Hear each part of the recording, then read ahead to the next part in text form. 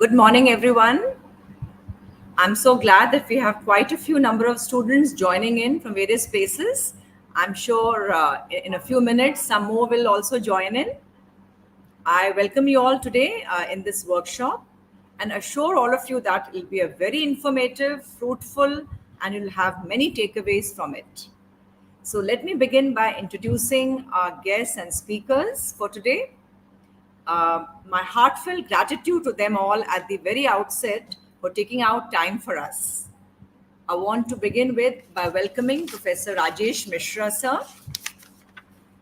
Sir, on earlier occasions also has been has obliged us with his presence. Sir is currently a visiting professor at Savitribai Phule University, Pune, also at Tripura University, Agartala.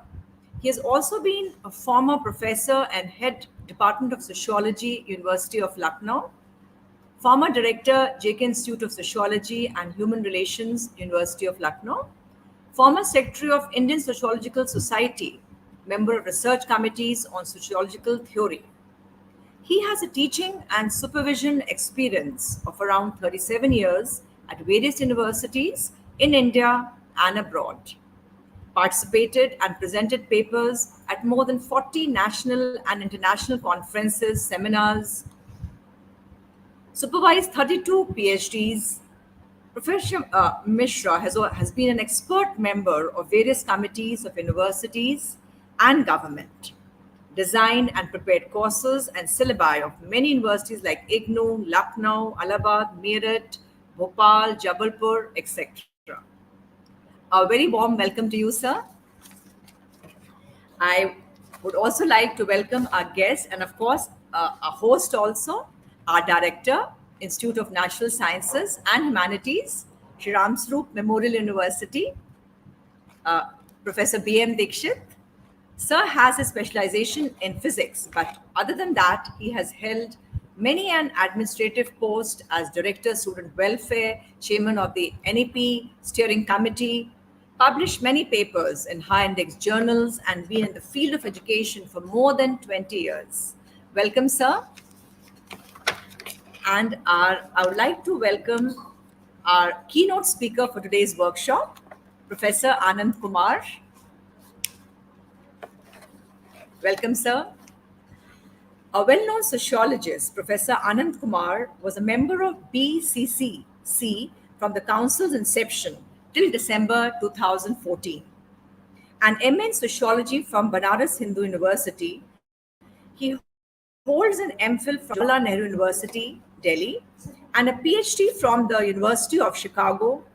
Professor Kumar specializes in political sociology, social thought, globalization, and media communication. He has over 3 decades of teaching experience at JNU, BHU, Albert Ludwig University, Freiburg, Germany, and State University of New York, Binghamton. His long list of awards and honors include Rotating Chair Professor, ICCR, New Delhi, Ford Foundation Short Term Grant, UGC Fellowship for Research Visit to France, DAAD Fellowship for Teaching, member of National Committee for Dr. B.R. Ambedkar Centenary, and first prize at the Intercultural Learning Program, BMW Foundation, Munich. Now retired from JNU, Professor Kumar also served as chairperson of the University Center for the Study of Social Systems. As member of BCCC, he gave valuable insights on television programming from a sociological perspective. A very warm welcome to you, sir. We're looking forward to hear from you. Uh, before we Thank you have very Professor much. Anand, Thank you very much. so before we have Professor Anand take on the mic, I would request our students that if you have any query related to any course, you can put it in the chat box. It would surely be taken over once Professor Anand's address is over. Thank you, students. So the stage is all yours, Professor Anand. Thank you so much, Dr. Vijayaji. I'm very grateful to your institute and Dr. Shweta for inviting me for this morning's interaction with all your students. What I propose this morning is the following. First half of the time may be taken for exploring the idea of sociology, its subject matter, and then focusing on the core concern of this morning. What is the future for anybody who studies sociology in terms of various career options? And after making my submission, I like your students to raise their questions, offer their comments, and I'll be very happy to provide clarifications about an issue which has remained unexplored. My purpose is to make it obvious for the participants that sociology is one of the most meaningful engagements in the field of knowledge and inquiry. It is a science which tells us about the structure, system, dynamics, and pathology of a social order. A country like India, which has a deep civilizational root of more than 5,000 years, which has been engaged with the larger world for centuries, and which was victim of the emerging modern world system for 2 centuries, and which is now one of the leading nation states in the context of emerging world system through globalization. But India is not an ordinary culture or society or country, because every sixth person of this planet is an Indian, is one of the biggest countries. We are the largest country in the world with 130 crore population. We are second to China only. Rest of the world, actually a few continents like Europe and Latin America, can be accommodated within one India, and still there will be more people left. So it's a very special kind of society and nation state which needs continuous engagement for understanding various phases of Indian society, various problems of Indian society, and various possibilities of Indian society. Let me begin with structure of sociology. What do you learn when you engage yourself as a student of sociology? Sociology is a science of society, but what is society?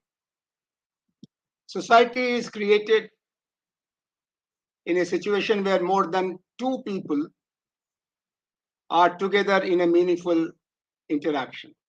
So right from a small nuclear family with husband, wife, and children and other relations like grandparents, nieces, nephews, to an apartment community of 100, 200, 300 families, to a village of 500, 700, 5,000 households, to a large metropolitan city like New Delhi, Mumbai, Bangalore, Kolkata.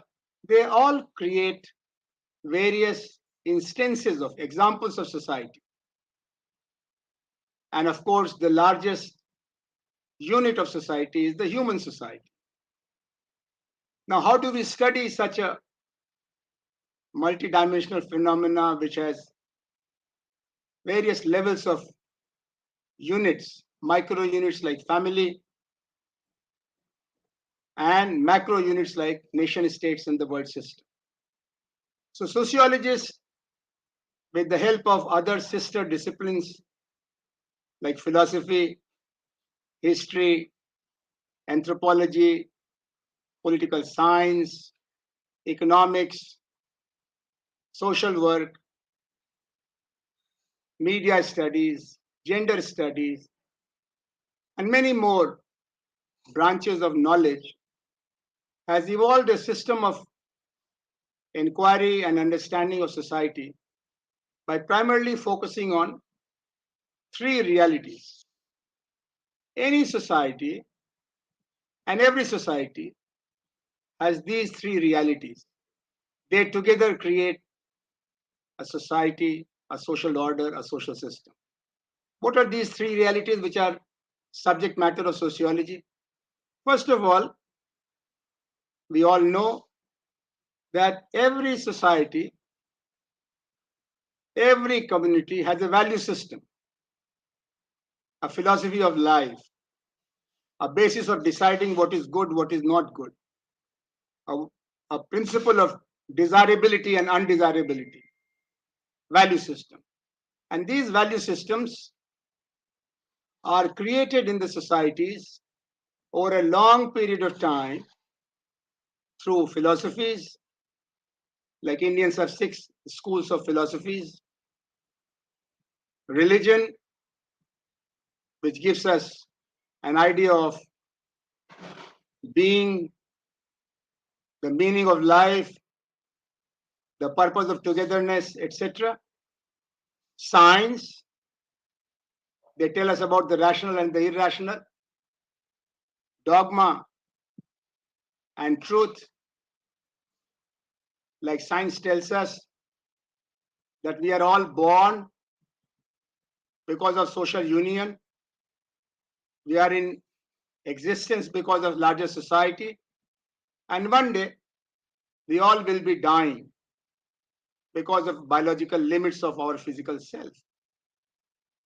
Science also tells us that we are creation of nature and there are certain definite principles, no magic, definite principles of biology which make us understand the meaning of life and the conditions of healthy existence, as well as interdependence with flora, fauna. All natural factors put together create our life and we create society. So, value system. The second sphere of inquiry in sociology is about social institutions. Social institutions are ways of conducting yourself in society. There are certain needs. These needs have to be fulfilled, and they have to fulfill through prescribed institutions.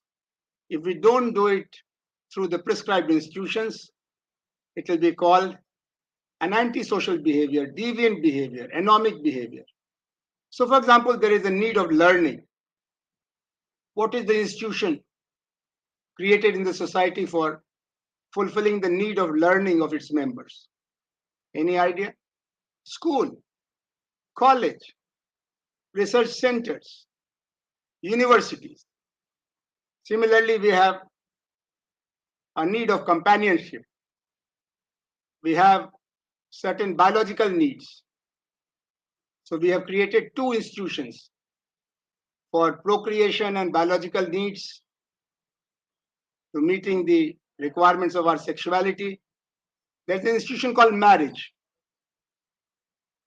And this is the prescribed way for adult people, men and women, to be together. And for companionship, we have institution of family. There is problem of disorder. In every society, there are people who create trouble. So what is the institution for controlling misbehavior? If somebody misbehaves with me, where do I go? I go to police. And what police does to antisocial people? They put them in jail. So we have 2 institutions of social control, police and jail. Similarly, we need a few things for our life. How do we procure them? Where do you go to buy your food, pen and pencil and books, clothes, medicine? Where do we go? We go to the institution called market. Market is the system for economic transactions among the people of society.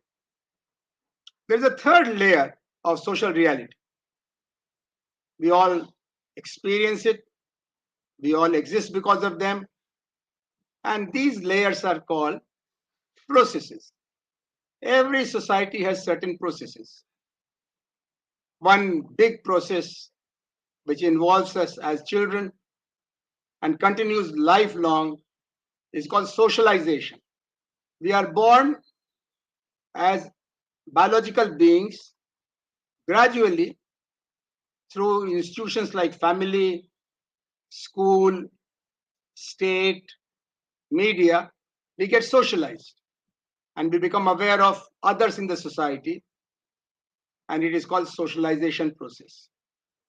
There's another very regular process in our life of power.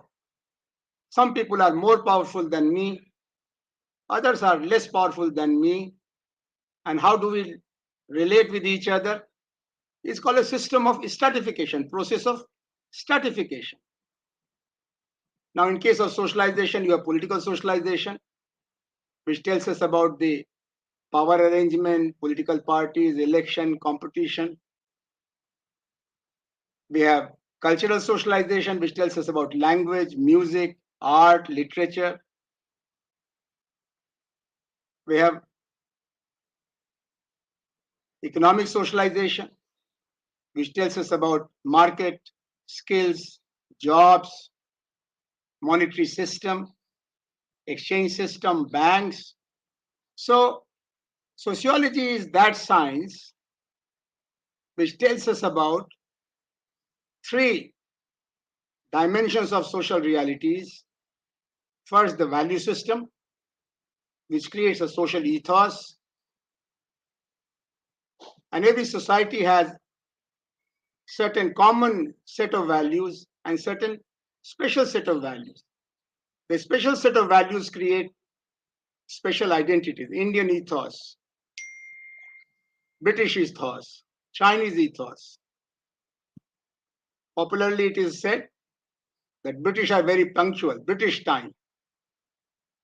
It is said that Chinese are very hardworking. It is believed that Indians are very philosophical, religious, spiritual.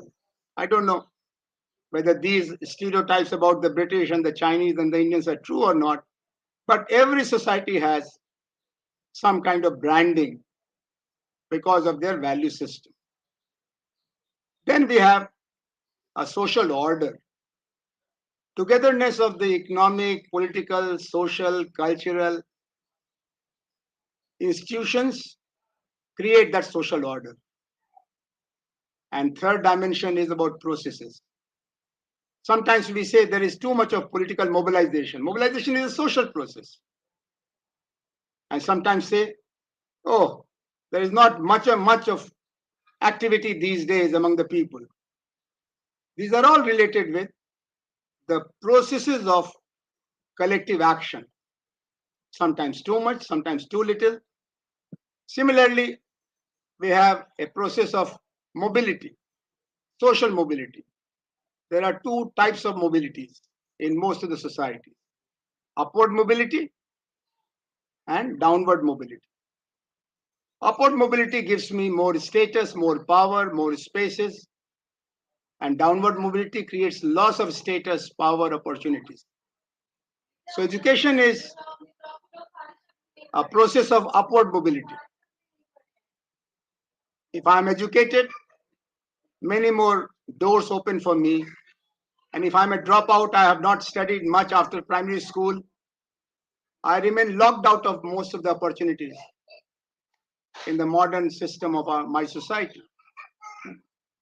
So I want you to recognize that sociology is a science of society which makes us understand complexity called social realities by providing us skills, concepts, theories, and methods to understand the making of a society which has three elements, three components: value system, institutional framework, and societal processes.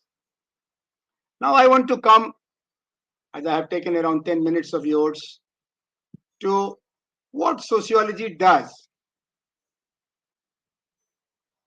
For example, in physics, we know about laws of motion, how things move. We know about energy. We know about mass. We know about light, heat, electricity, water, gravity. That is physics. How about sociology? Sociology helps us in exploring four basic questions, which are the basis of my curiosity, your curiosity.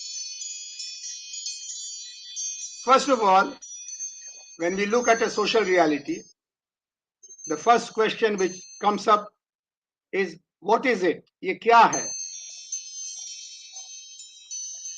आपने देखा एक सामाजिक संदर्भ, ये क्या है? तो professor Rajesh Mishra ने आपको बताया, इसको मेला कहते हैं, ये कुंभ का मेला है, ये जियारत कहते हैं। हजरत निजामुद्दीन से लेकर के अजमेर शरीफ तक कुछ लोग, एक धर्म को मानने वाले, साल में एक बार वहां जाते हैं, इसको जियारत कहते हैं। ये क्या हो रहा है? ओ, ये चुनाव हो रहा है, लोग लाइन में खड़े हैं, अपने अवसर का इंतजार कर रहे हैं और अपनी पसंद के स्त्री या पुरुष को अपना वोट डालेंगे। ये छात्र संघ का चुनाव है, ये नगर पालिका का चुनाव है, ये लोकसभा का चुनाव है। यहाँ क्या हो रहा है? और ये बाजार है, लोग अपनी जरूरत की चीजों की सूची लेके आते हैं, जो खरीदना उसके लिए जरूरी पैसा लाते हैं और जहां वो चीज उनके पसंद की मिलती है वो खरीदते हैं, उनको कहते हैं उपभोक्ता। और जो लोग बेचते हैं उनको कहते हैं विक्रेता। ये बाजार है जहां आर्थिक आधार पर आदान प्रदान होता है। तो पहला सवाल जो समाजशास्त्र हमें समझाता है कि कोई भी वास्तविकता क्या है, व्हाट इज इट। दूसरा सवाल है जो थोड़ा ज्यादा गहरा हो जाता है, क्यों है? जो है वो क्यों है? ये जो आंदोलन चल रहा है किसानों का, ये क्यों चल रहा है? What it is. और फिर दूसरा सवाल, व्हाई इज इट। ये जो पुलिस में शिकायत करने महिला आई है किसी लफंगे के बारे में कि वो हमारे साथ बदतमीजी की कोशिश कर रहा था, ये क्या क्यों है? Then sociology will tell us that that person is inadequately socialized. He doesn't know how to be respectful with other human beings, particularly with women. So the woman has a right to explain to the police, and police has a duty to maintain rule of law. ये क्यों हुआ?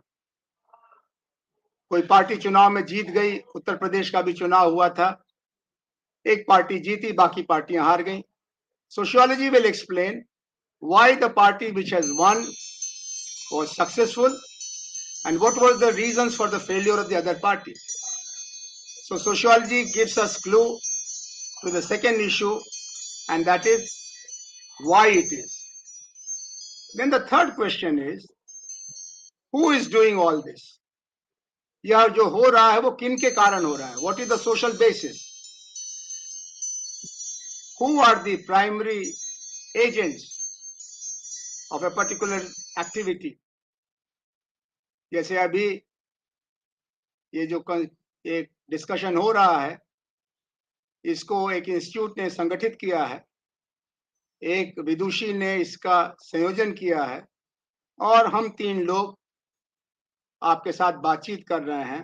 तो इसका आधार क्या था? एक संस्था इसका आधार थी, कुछ व्यक्ति इसके जिम्मेदार थे और कुछ व्यक्ति इसमें विभिन्न भूमिकाएं पूरी करेंगे।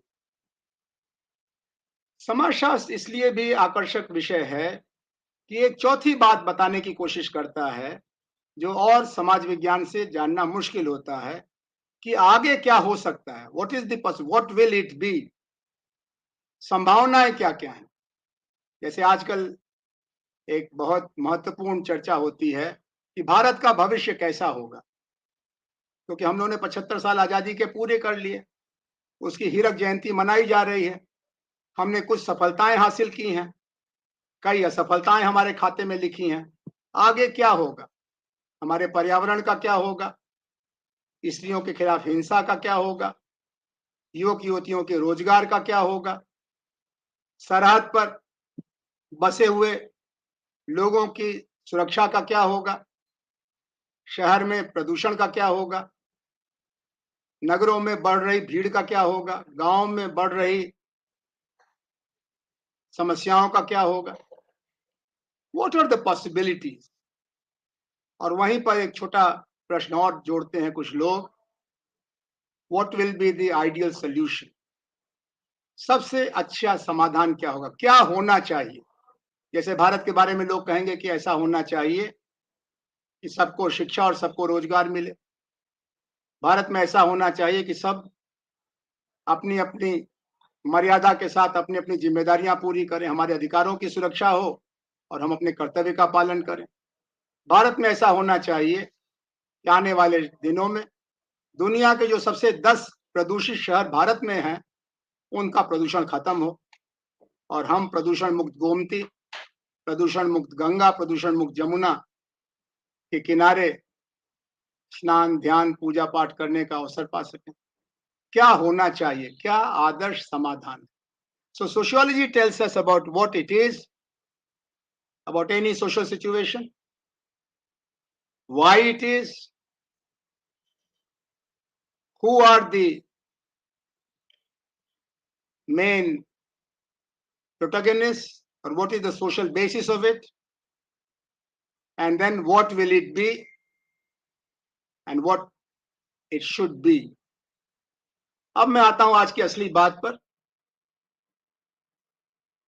करीब 20 मिनट हमने आपका ले लिया। अगले 10 मिनट में या 15 मिनट में मैं आपको ये बताना चाहूंगा कि अगर हमने समाजशास्त्र की पढ़ाई की, ये पढ़ाई कुछ जगहों पर 10+2 से शुरू हो जाती है, बाकी जगहों पर BA, MA, PhD के लेवल पर पढ़ाई का मौका मिलता है। हम सोशियोलॉजी पढ़ के क्या करेंगे? माँ पूछती है, पिता पूछते हैं, दोस्त पूछते हैं कि आगे क्या करोगे, करोगी, क्यों पढ़ना चाहती हो समाजशास्त्र? तो एक आसान जवाब तो यही रहता है कि टाइम पास करने के लिए। कुछ और इससे बेहतर कर नहीं सकते, तो टाइम पास करने के लिए नाम लिखा लिया। कभी फुर्सत होगी तो जाएंगे पढ़ने, नहीं तो नहीं भी जाएंगे तो कोई बहुत नुकसान नहीं होगा। ऐसे कारणों से पढ़ने आने वालों के पास मेरे लिए कोई सलाह नहीं है, क्योंकि जब आप उसमें रुचि ही नहीं रखेंगे, जब आप उसकी ज्ञान साधना में जुड़ेंगे नहीं, तो आपको उसके आधार पर कोई भविष्य निर्धारित करने का अधिकार नहीं है, अवसर नहीं। लेकिन अगर हमने समाजशास्त्र को ठीक से पढ़ा, शिक्षकों के पढ़ाए हुए को ध्यान से सुना, जो नहीं समझ में आया उसको पूछा, किताबों को पढ़ा, लेखों को पढ़ा, अभ्यास किया, उसके बाद क्या हो? अगर मैं अच्छे नंबरों से समाजशास्त्र की MA की उपाधि लेके निकलूं, तो मेरे लिए जीवन में क्या क्या अवसर होंगे? तो मेरी समझ से, मैं समाजशास्त्र का विद्यार्थी रहा, कोई 8 साल मैंने MA किया, जैसा आपको मैडम ने बताया, MPhil किया, PhD किया, और इस सब में जिंदगी के 8-9 साल निकले। उसके बाद क्या क्या अवसर खुले, रास्ते बने, तब से आज अब में क्या विकास हुआ, अवसर घटे कि बढ़े। मैंने 72 में MA किया था और 80 में मैं अध्यापक हो गया था। बीच के कुछ समय कुछ कारणों से शिक्षा के अलावा भी कुछ जिम्मेदारियों को पूरा करने में लगाना पड़ा, आंदोलन वगैरह में। आपको उसकी मजबूरी ना आए, ऐसी मेरी कामना है।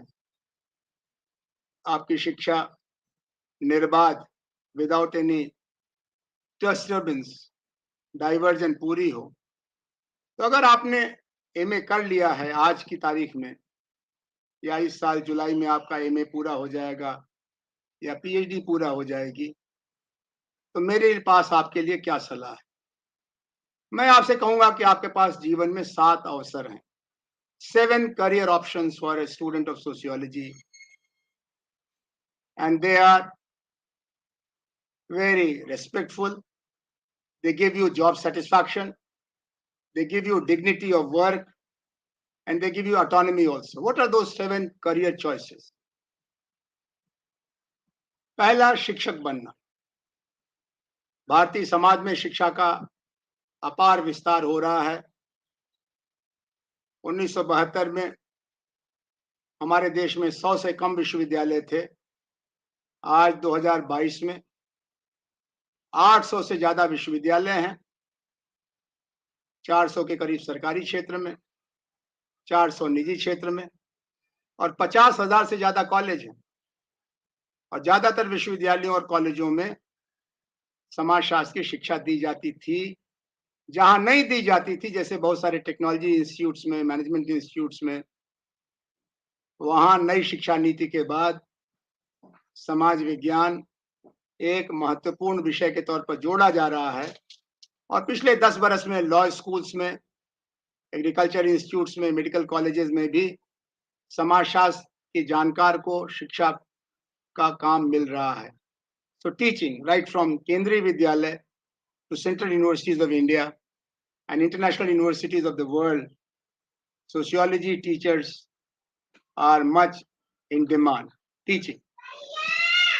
कुछ लोगों को टीचिंग के लिए अगर कॉलेज में, स्कूल में जाना है तो बीएड की भी ट्रेनिंग लेनी पड़ती है। वो हर विषय में होगा, फिजिक्स में भी होगा, इकोनॉमिक्स में होगा, सोशियोलॉजी में भी होगा। वो एक आवश्यक जानकारी है। वैसे ही जैसे अगर आपने समाजशास्त्र के साथ साथ कंप्यूटर को भी सीख लिया, भाषाओं का भी ज्ञान बढ़ गया, एक से ज्यादा भाषाएं, मातृभाषा के अलावा भी कुछ भाषाएं आपको आ गई।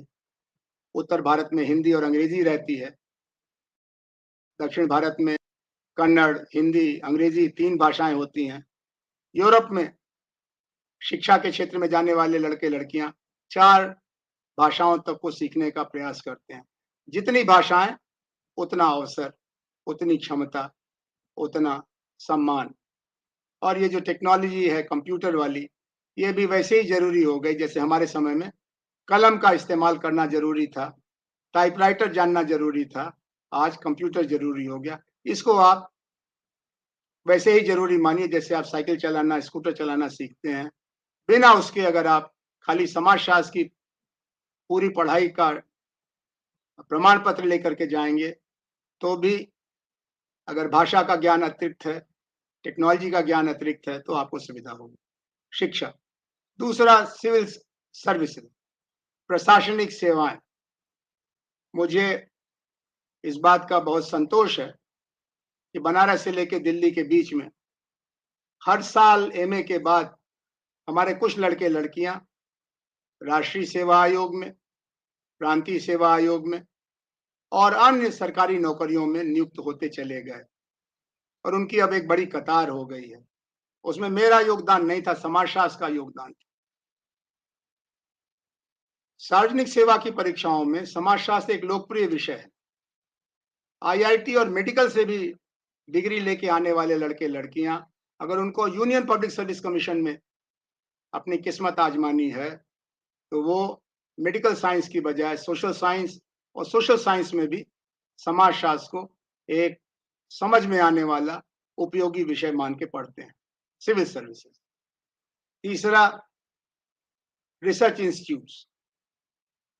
पिछले 30 साल में देश और दुनिया में यूनिवर्सिटी और कॉलेजेस के अंदर और बाहर शोध केंद्रों का, एडवांस स्टडी सेंटर्स का एक ताना बाना बना है, और वहां पर समाजशास्त्रियों की हर रिसर्च इंस्टीट्यूट्स में एक उपयोगिता है।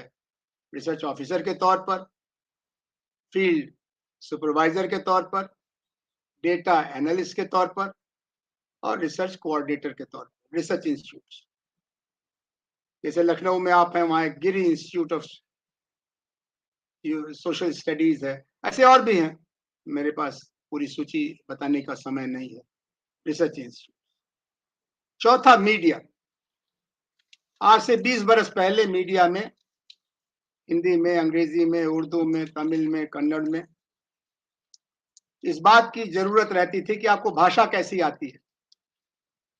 आज भाषा का ज्ञान दोयम दर्जे की जरूरत है। पहली शर्त यह है कि आपको समाज की कितनी समझ है। और इसलिए मीडिया स्टडीज में ये पाया गया है कि आज पत्रकारिता के क्षेत्र में, और उसमें सोशल मीडिया एक बड़ा नया क्षेत्र बन गया,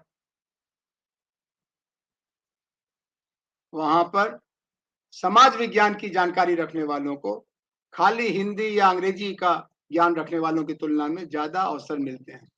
मीडिया, अखबार, पत्रिका, इंटरनेट, ये चौथा। और पांचवा सिविल सोसाइटी। नई आर्थिक नीति के कारण राज्य सत्ता ने बहुत सारा क्षेत्र छोड़ दिया, rolling back of the state हुआ, और उन जिम्मेदारियों को नागरिक संगठनों को दिया गया। ये सरकारी संगठन नहीं होते, वो तो सिविल सर्विसेज में आ जाएंगे। ये नागरिक संगठन है जिनको आप एनजीओ कहते हैं, नॉन गवर्नमेंटल ऑर्गेनाइजेशन। इसकी एक पुरानी परंपरा तो रामकृष्ण मिशन, दयानंद द्वारा प्रेरित आर्य समाज, इस्लाम से जुड़े जन कल्याण के केंद्र, गुरुद्वारे से जुड़े केंद्र, चर्च से जुड़े केंद्र, वो तो एक पुरानी धारा थी। एक नई धारा है जो महिलाओं के सवाल पर, गरीबी के सवाल पर, बच्चों के सवाल पर, बूढ़ों के सवाल पर, दलित विमर्श में, मानव अधिकार में, पर्यावरण रक्षा में कई नए मोर्चे खुले हैं समाज निर्माण के, जिनको कि वॉलंटरी ऑर्गेनाइजेशंस के जरिए, ऐच्छिक संगठनों के जरिए चलाया जा रहा है। और इनमें किसी भी विश्वविद्यालय या सरकारी प्रतिष्ठान के बराबर सम्मान है, साधन है और अवसर है। सिविल सोसाइटी ऑर्गेनाइजेशंस, सीएसओज या एनजीओज। एक और भी क्षेत्र है जिसकी चर्चा कम लोग करते हैं, लेकिन वहां पर भी समाजशास्त्र के जानकार ज्यादा सफल होते हैं, और वो है राजनीतिक प्रबंधन, पॉलिटिकल मैनेजमेंट। पंचायत से लेकर पार्लियामेंट तक राजनीति का दायरा है, और कई लाख लोग इस काम में लगे हुए हैं, जिसको आप कहते हैं राजनीतिक कार्य। और राजनीतिक पार्टियों के अंदर भी अब सुशिक्षित लोगों की मांग बढ़ गई है, और वो अपने पार्टी प्रबंधन में समाज विज्ञान के जानने वालों को, और उसमें भी समाजशास्त्र के जानने वालों को ज्यादा अवसर देना चाहते हैं। और एक और काम तो आपके विकल्प के तौर पर ही है, वो है स्वावलंबी जीवन। समाजशास्त्र के पढ़े विद्यार्थी एक परिवार के प्रबंधक के रूप में, एक व्यवसाय के प्रबंधक के रूप में, किसी भी आजीविका के काम में अन्य लोगों की तुलना में ज्यादा सक्षम होते हैं। चाहे वो खेती में जाएं, चाहे व्यापार में जाएं, चाहे छोटे कल कारखाने में जाएं। तो मैंने आपको बताया कि आपके पास समाजशास्त्र के विद्यार्थी के नाते 7 जीवन निर्वाह के रास्ते बनते हैं: शिक्षा, नौकरी, प्रशासनिक सरकारी नौकरी इसको कहते हैं, सिविल सर्विसेज, रिसर्च इंस्टीट्यूट, शोध केंद्र, मीडिया, पत्रकारिता, नागरिक संगठन, सिविल सोसाइटी ऑर्गेनाइजेशन या voluntary sector, political management, party work, और स्वावलंबी आजीविका प्रबंधन। अपने पारिवारिक या निजी प्रयासों से खेती, व्यापार या उद्योग में जुटना। सोशियोलॉजी में हर विषय की तरह से समाजशास्त्र में जितना कम पढ़ेंगे उतने कम अवसर होंगे, जितना ज्यादा समय देंगे उतने ज्यादा अवसर होंगे। अगर मैंने खाली बीए किया तो बीएड करने के बाद मैं स्कूल में शिक्षिका बन सकती हूँ, या रिसर्च इंस्टीट्यूट में फील्ड वर्कर का काम मिलेगा, या वॉलंटरी ऑर्गेनाइजेशन में हम रिसोर्स पर्सन बन सकते हैं। अगर हमने एमए किया तो सिविल सर्विसेज में, रिसर्च इंस्टीट्यूट्स में, टीचिंग में, मीडिया में हमारे लिए अवसर खुलेंगे। और अगर हमने पीएचडी किया, यानी 3 साल का बीए, 2 साल का एमए और 4 साल का पीएचडी, जिसकी पारिवारिक स्थिति ऐसी नहीं है कि वो 9 साल उच्च शिक्षा के लिए दे सके, उसके लिए भी समाजशास्त्र एक मददगार विषय है, क्योंकि खाली 3 साल की पढ़ाई से आप शिक्षा में, शोध केंद्र में 2M दर्जे के पदों को पा सकते हैं। अगर आपने एमए कर लिया, यानी 5 साल लगाया, 3 साल बीए, 2 साल एमए, तो सिविल सर्विसेज, आप जानते ही है कि आईएएस, आईपीएस, पीसीएस पीएचडी नहीं होते हैं, वो एमए ही होते हैं। उसी तरह से आपको मालूम होगा कि डिग्री कॉलेज की शिक्षा में भी एमए की पढ़ाई के बाद, बीएड वगैरह करने के बाद आपकी पात्रता बन जाती है। और एनजीओ में तो पीएचडी की तुलना में एमए को ज़्यादा पसंद करते हैं, क्योंकि उनको लगता है कि ज़्यादा शिक्षित हैं, इनका मन हमेशा ज़्यादा बड़े अवसरों की तरफ जाएगा, ये टिकेंगे नहीं, एमए वाला प्रार्थी टिकेगी और काम करेगी। तो जैसा मैंने कहा कि 3 एग्जिट पॉइंट्स होंगे आपके करियर बिल्डिंग में, बीए के बाद, एमए के बाद, और अगर आपके लिए सक्षम हैं आप और आपने कोई शोध छात्रवृत्ति वगैरह पाई, जेआरएफ वगैरह, या परिवार से मदद मिली, तो पीएचडी के बाद तो कम से कम 7 करियर ऑप्शंस खुलते हैं। जैसा मैंने कहा कि मैं बाकी समय करीब आधा घंटा मैंने आपका लिया, थोड़ा ज़्यादा, आपके सवाल जवाब के लिए रखना चाहूँगा, क्योंकि करियर का सवाल जिज्ञासा का सवाल है। जब मैं BA, BSc, MA, MPhil, PhD में था, तो मैं लोगों का भाषण सुनना पसंद नहीं करता था कि पढ़ोगे, लिखोगे, बनोगे नवाब, खेलोगे, कूदोगे, होगे खराब। मैं जानना चाहता था कि मेरे पास अभी साल भर, 2 साल, 3 साल बचा है, मैं क्या-क्या और करूँ कि मेरे लिए करियर का सवाल सुलझ जाए। तो वैसे ही आपकी भी यही जिज्ञासा होगी। तो अब मैं श्वेता जी से और मैडम डायरेक्टर से कहूँगा कि आपके सवाल जवाब, क्योंकि मैंने चैट में तो अभी कुछ देखा नहीं, का अवसर दें, और मुझे संवाद को आगे बढ़ाने में बहुत खुशी होगी। बहुत धन्यवाद।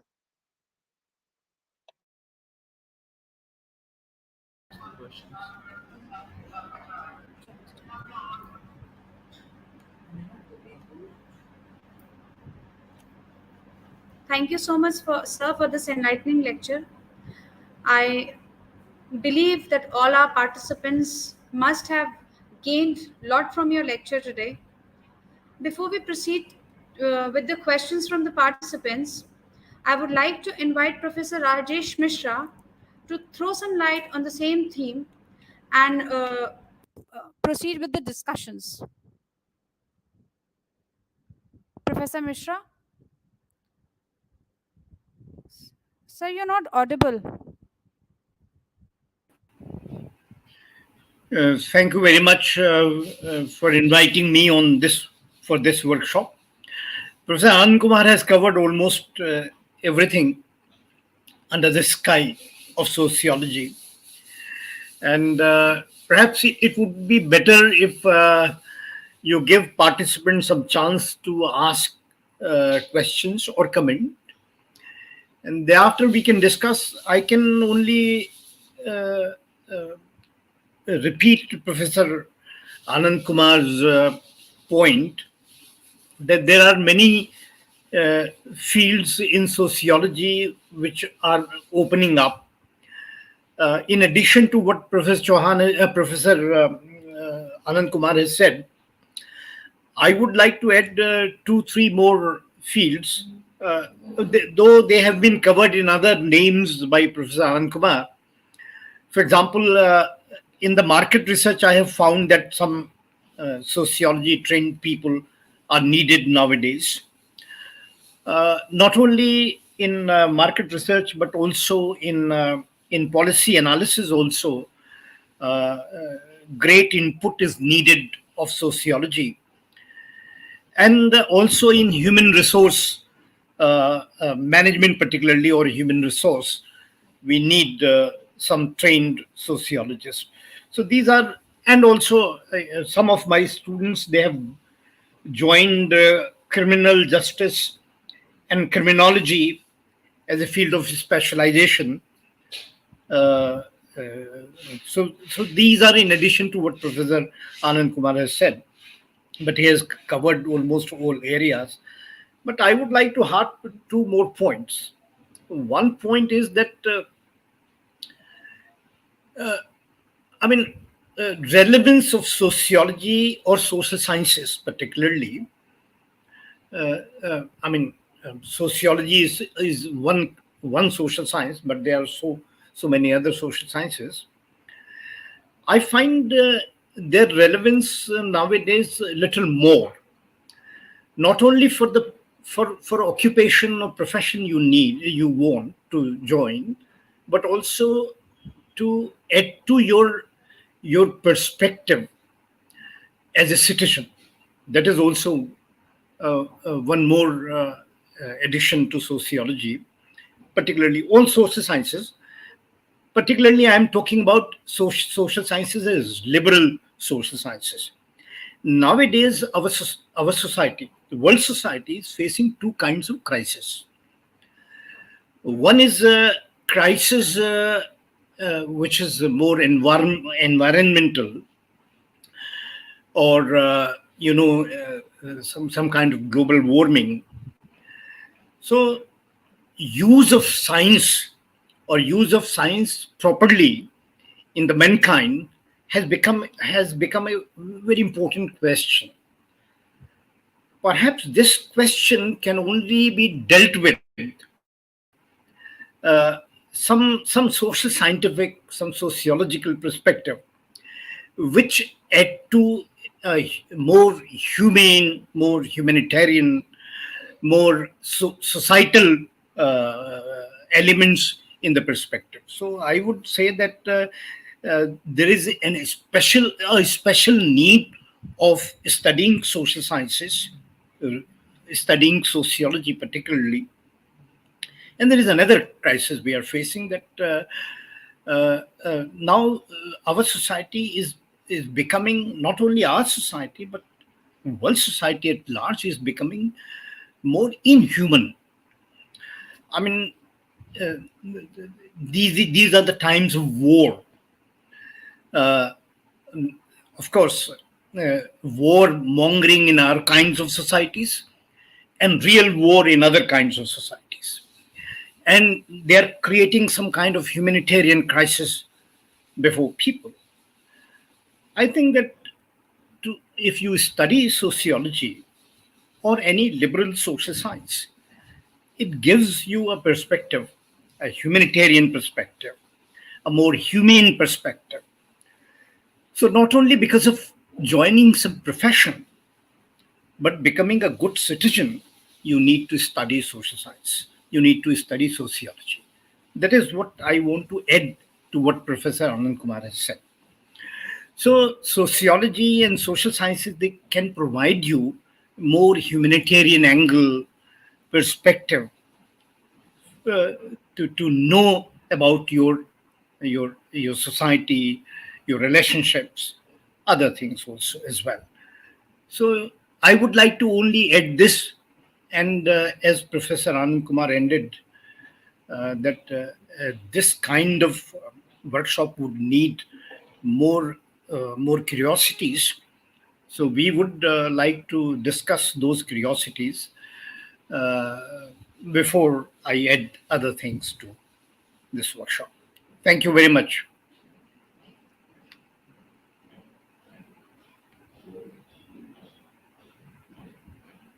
Hello, hello. Sir, am I audible?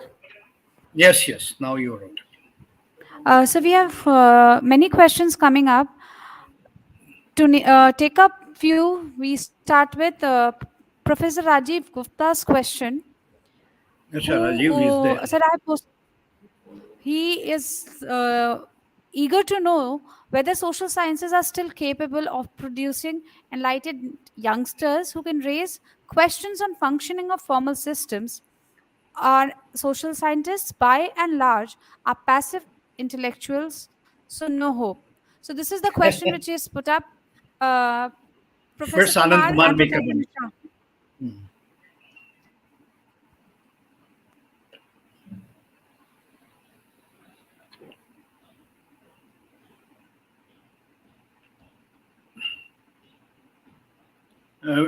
Professor Anand Kumar would like to reflect on, or should I? Hello? Sir, I think the question is for both of you. Anand, sir, you're not Yeah. audible.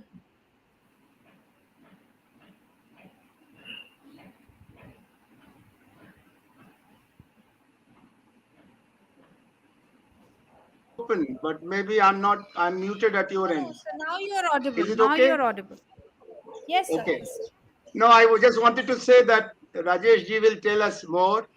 For me, Professor Rajiv Gupta is one of the very senior sociologists of our country, who is a very engaged citizen and very committed intellectual.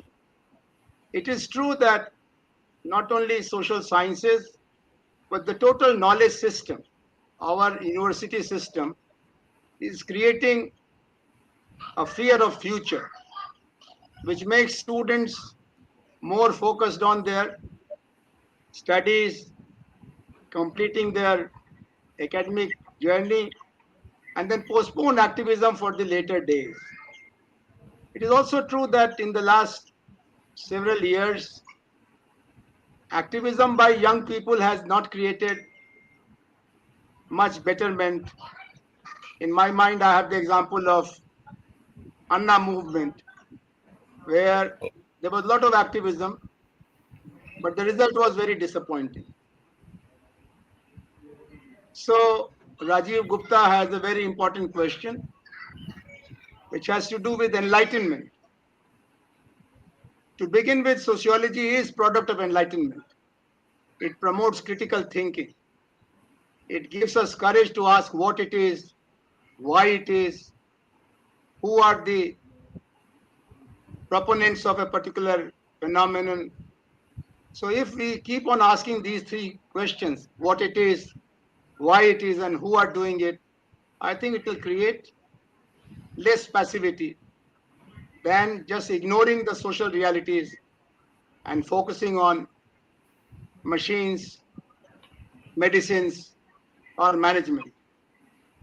I'm not rejecting engineering studies, technology studies, management studies, or medical studies, but I'm asking to complement them with sciences which create social awareness. And sociology is a much better discipline for promoting and cultivating social understanding and social commitment. Thank you, Rajiv Bhai. Over to Rajesh ji. Yes, I agree with Professor Anand Kumar, but I would add two more things. One is that I am reminded of a study conducted by very senior Professor S.L. Sharma of Punjab University, Chandigarh, long back. The modernizing effects of higher education kind of a study it was. And in that study, he found out many things he found, but one important finding was that among comparing science graduates with social science graduates, he found that among social science graduates are more modernizing. They are more modern in comparison to science. Generally, what we think that science is modernizing and social science is not.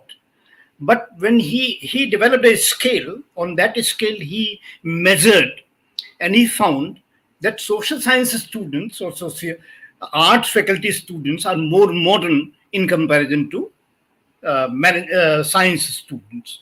So, I mean, it's a very important finding, I thought. My observation is also is that among science or technologies, all kind of engineering, even medical science, they are more mechanical in nature, and when they are taught as a some kind of a single track kind of education. But in social sciences, when we teach, for example, in sociology, we'll teach Karl Marx, a radical philosopher, but at the same time, we'll teach also a very conservative philosopher like or sociologist like Durkheim, and in between Max Weber. So we will teach also Pareto, who is considered to be some kind of motivational spirit behind fascism in Italy. So the point is precisely that the kind of education which we give in social science or sociology, responding to Professor Rajiv Gupta's question, that different kind of perspective, different kind of debates when we teach, then perhaps we give a platform for younger people to chart out its own path, and also to see how far one perspective which is very radical, which is very modernizing, another perspective very conservative, can choose one own path. So in this way, perhaps, my opinion is that liberal social sciences or sociology, even now, is much more enlightening. I would not say compare at the moment because there is no scientist and engineer, but I feel they're quite enlightening.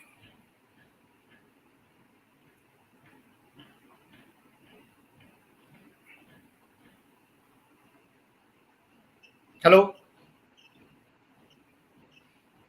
hello.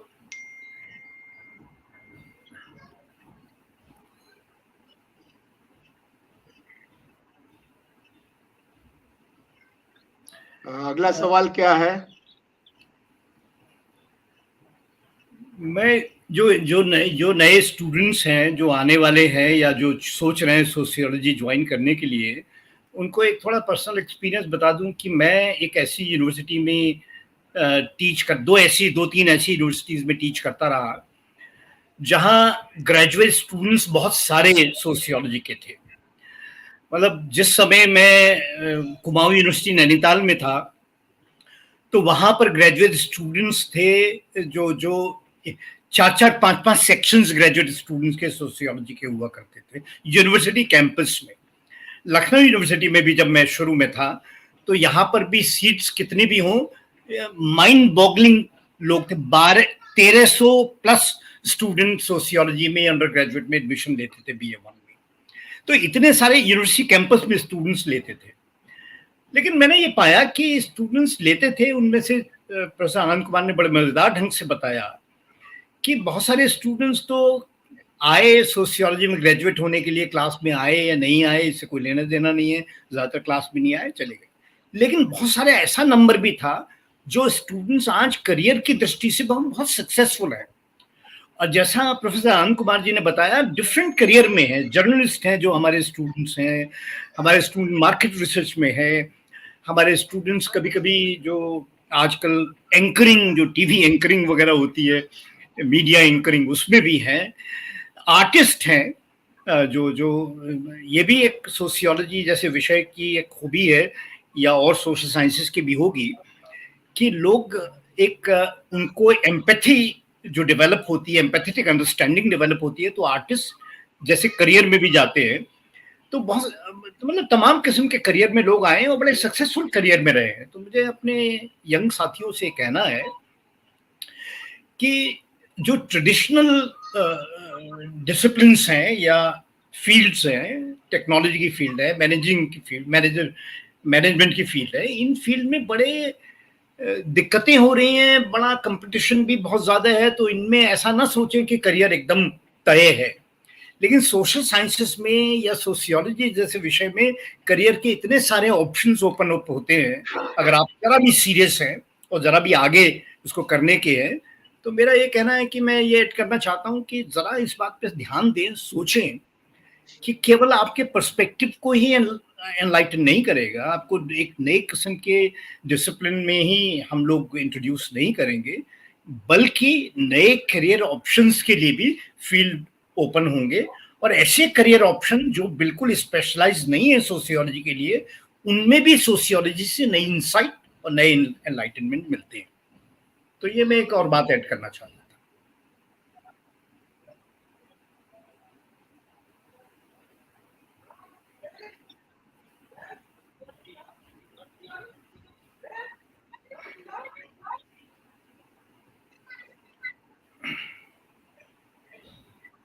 Hello Shweta, Shweta,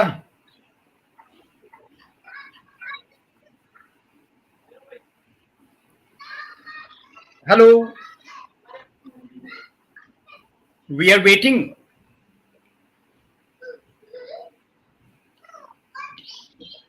ये इन्होंने नया कोई stream line है, कुछ नया platform है, अभी वेलवर्स नहीं है। हाँ sorry Shweta, sir, I got disconnected sir. हाँ जो अगला वेलवर्स क्वेश्चन आया है वो जी। बेसिकली समाजशास्त्र और समाजशास्त्र इन पर्टिकुलर और सामाजिक विज्ञान जो हैं उन पर है आधारित। The question is the capability of social sciences and sociology in bringing about social change and transformation in the contemporary society. ये बहुत बड़ा सवाल है। समाज में परिवर्तन की क्षमता खाली ज्ञान से नहीं होती है, उसके लिए परिस्थितियों का दबाव भी होना चाहिए और समाज में उसकी इच्छा शक्ति भी होनी चाहिए। तो there is a 3-dimensional reality called social change. First is the knowledge of the dynamics and understanding of the ways to change a situation. Second is the capability of the given society. If the society is exhausted, tired, scared, nervous, they will resist any change, good or bad. And third, the willpower of the prime movers of change.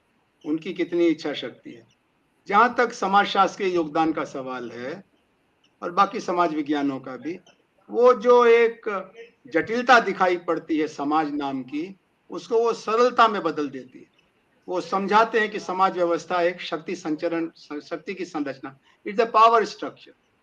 अगर कोई महिला है और वो अपने जीवन की परिस्थितियों को बदलना चाहती है, या भारत की महिलाएं आमतौर पर बदलने में जुटी हुई हैं, तो उन्हें समझ में आता है कि एक सिस्टम है ऊपर से लेकर नीचे तक, इसको हम पुरुष सत्ता आधारित व्यवस्था कहते हैं, पैट्रियार्की कहते हैं। ये बात आपको मैनेजमेंट स्टडीज में नहीं समझ में आएगी, मेडिकल साइंसेज में नहीं समझ में आएगी, ये बात आपको केमिकल इंजीनियरिंग से नहीं समझ में आएगी। ये सोशियोलॉजी बताएगी कि हर व्यवस्था का अपना एक शक्ति सिद्धांत होता है, एक पावर बेस होता है, और उसको बदलने से फिर व्यवस्था बदलेगी। तो जैसे हमारे यहाँ कहा कि पावर का आधार क्या है, शिक्षा है, रोजगार है। जो शक्ति है उसके 3 चेहरे हैं, सामाजिक शक्ति, राजनीतिक शक्ति और आर्थिक शक्ति। तो आर्थिक शक्ति के लिए हमको शिक्षित करो महिलाओं को, उनको फिर गिड़गिड़ाने रोने की जरूरत नहीं पड़ेगी, उनके पास अपनी आर्थिक क्षमता होगी। राजनीतिक अवसर दो, पंचायती राज में 50% आरक्षण दिया गया, और उनको आप सामाजिक, यानी समाज में भी इस बात की मान्यता हो कि अगर मर्द पर्दे में नहीं रहता है तो औरत पर्दे में क्यों रखी जाती है। अगर मर्द काम करने के लिए अवसर पाते हैं तो औरतों को क्यों नहीं देते हैं। और इस बार तो यूपीएससी की तीनों टॉप पोजीशन छात्राओं को मिली। तो ये सब ज्ञान समाज शास्त्र से मिलता है। इसी तरह जाति व्यवस्था है, तो जाति व्यवस्था पर जो सबसे महत्वपूर्ण आलेख हैं विवेकानंद के, अंबेडकर के, गांधी के, वो सब समाजशास्त्रीय निबंध हैं, और उनके जरिए वो क्या है, क्यों है, किन के कारण है और कैसे बदलेगा, ये चारों सवालों का उत्तर देते हैं। लेकिन जैसे हमको मालूम है कि हमको जो बीमारी है उसका इलाज ये है कि हम अब रसगुल्ला खाना बंद करें, जलेबी खाना बंद करें, हमको बीमारी का नाम है डायबिटीज। अब हमारे पास इच्छा शक्ति होनी चाहिए कि जब राजेश मिश्रा जी अगली बार हमको लखनऊ बुलाएं और खाना खिलाने पर कहें कि अब रसगुल्ला भी खा लो, तो हम कहें नहीं राजेश भाई, खाना तो पूरा हो गया, रसगुल्ला खाना गड़बड़ होगा। हम कहेंगे नहीं, दोस्ती का तकाजा, रसगुल्ला खा लें। तो अगर हमारे अंदर इच्छा शक्ति नहीं है तो डॉक्टर की पैथोलॉजिकल रिपोर्ट से कोई फर्क नहीं पड़ेगा। वैसे ही समाज का भी एक संकट होता है कि मालूम है, ये दुर्योधन को मालूम था कि नीति क्या है और अनीति क्या है, लेकिन नीति की तरफ उसकी प्रवृत्ति नहीं थी और अनीति से उसकी निवृत्ति नहीं थी। तो ये समाजों का भी संकट हो जाता है। जैसे जर्मनी समाज था, उसको मालूम था कि धर्म के आधार पर भेदभाव करना, यहूदियों को सताना गलत है, लेकिन वो देख नहीं पाए भविष्य अपना। उनको लगा चलो कोई बात नहीं, 2-4 को मार दिया तो क्या फर्क पड़ा, और धीरे धीरे पूरा जर्मन राष्ट्र तबाह हो गया। और अब पीछे पुलट के देखा तो कहा अरे बड़ी गलती हो गई। तो ये समाजों का अपना भी एक गति विज्ञान होता है, एक डायनेमिक्स होती है। लेकिन जहां तक समाजशास्त्र का सवाल है, वो हमें सचेत करता है, सजग करता है, ज्ञानी बनाता है, अज्ञान से ज्ञान की तरफ ले जाता है। उसके बाद ज्ञान और कर्म का संगम कैसे होगा वो और फैक्टर्स पर डिपेंड करता है। लेकिन इसमें राजेश भाई भी जोड़े तो बहुत अच्छा रहेगा। जी जी, बिल्कुल सही कहा आपने, और मैं भी आपसे सहमत हूँ। बस इसमें थोड़ा सा ये करूँगा कि असल में जो सामाजिक विज्ञान है, चाहे इकोनॉमिक्स हो या नई पॉलिटिकल साइंस हो, इवन साइकोलॉजी जो सेमी सोशल साइंस है, ज्योग्राफी जो सेमी सोशल साइंस है, सोशियोलॉजी, ये सब एक खुद सामाजिक परिवर्तन का परिणाम है। एक बड़े स्तर पे जो सामाजिक परिवर्तन यूरोप के समाजों में, बाद में हमारे जैसे समाजों में आया, उसके परिणाम स्वरूप ये सामाजिक विज्ञान सामने आए। इवन विज्ञान भी ऐसा ही परिणाम है परिवर्तन का। तो एक तो ये बात समझनी चाहिए कि ये जो सामाजिक विज्ञान है, ये सामाजिक परिवर्तन का खुद परिणाम है। और जैसा कि आनंद कुमार साहब ने कहा भी कि ये ज्ञानी बनाते हैं हमें। इकोनॉमिक्स हमें इकोनॉमी के बारे में ज्ञान देती है और एक्सपर्ट भी बनाती है। और आप सभी जानते हैं कि आजकल कोई भी राज्य, कोई भी सरकारें, जब सरकार बनती है तो सबसे पहला काम ये होता है कि कोई इकोनॉमिक एडवाइजर अपॉइंट करेंगे, या कोई अगर बैंक का भी काम है तो रिजर्व बैंक या ऐसे बैंक जो है सेंट्रल बैंक, उनके कोई खास एक्सपर्ट नियुक्त करेंगे। ये सब सोशल साइंस पढ़े हुए लोग हैं। प्लानर भी ऐसे ही होते हैं, जो टाउन प्लानिंग के होते हैं उसे ज्योग्राफी पढ़े हुए लोग होते हैं। तो अब बंबई में जो डिपार्टमेंट ऑफ सोशियोलॉजी बना, वो एक ज्योग्राफर ने, एक टाउन प्लानर ने स्थापित किया था, जो बाद में जो सोशल साइंस में भी काम करते थे, सोशियोलॉजी में भी काम करते थे। तो मेरे कहने का मकसद ये है कि आजकल परिवर्तन जो है वो एक बड़ी प्रोफेशनल चीज भी हो गया। सामाजिक परिवर्तन या आर्थिक परिवर्तन लाना या विकास के कार्यक्रमों का, कम्युनिटी डेवलपमेंट का इतना बड़ा प्रोजेक्ट जिसमें यूनिवर्सिटी के डिपार्टमेंट्स और उनके प्रोजेक्ट्स शामिल थे, भारत के बाहर के भी, जो भारत में कम्युनिटी डेवलपमेंट का प्रोजेक्ट चला था।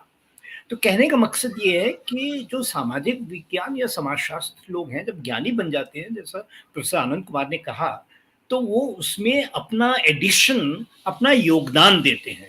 लेकिन ये बात बिल्कुल सही है कि सामाजिक परिवर्तन एक बृहत स्तर पर एक बड़ी प्रक्रिया है, जो केवल समाज विज्ञान के पढ़ने से नहीं लाई जा सकती। उसके लिए बहुत सारे सामाजिक कारक, बहुत सारे आर्थिक कारक, बहुत सारे और जो कारक हैं वो ऑपरेट करते हैं, और तब परिवर्तन की प्रक्रिया जारी होती है। हाँ, उसमें अपने योगदान दे सकते हैं, और इसमें कोई शक नहीं कि सामाजिक विज्ञान पढ़े हुए लोग, समाजशास्त्र पढ़े हुए लोग अपने अपने स्तर पर इस किस्म के योगदान देते रहे हैं।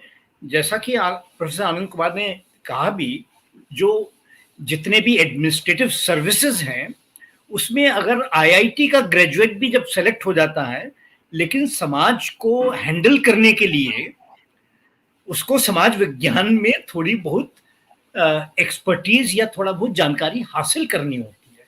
तो सामाजिक, मैं ये भली भांति जानता हूँ, और प्रोफेसर आनंद कुमार जी तो लेक्चर देने जाते हैं कि जो जहाँ आईएएस एडमिनिस्ट्रेटिव जो जो इंस्टीट्यूट्स हैं, आईएएस या पीसीएस की ट्रेनिंग होती है, हम लोग भी जाते हैं, तो वहाँ हम लोगों का जो कंट्रीब्यूशन है वो लोग ऐड करते हैं, उनके कोर्स में पढ़ाया जाता है जब उनकी प्रोबेशनल ट्रेनिंग होती है, प्रोबेशन पर ट्रेनिंग होती है।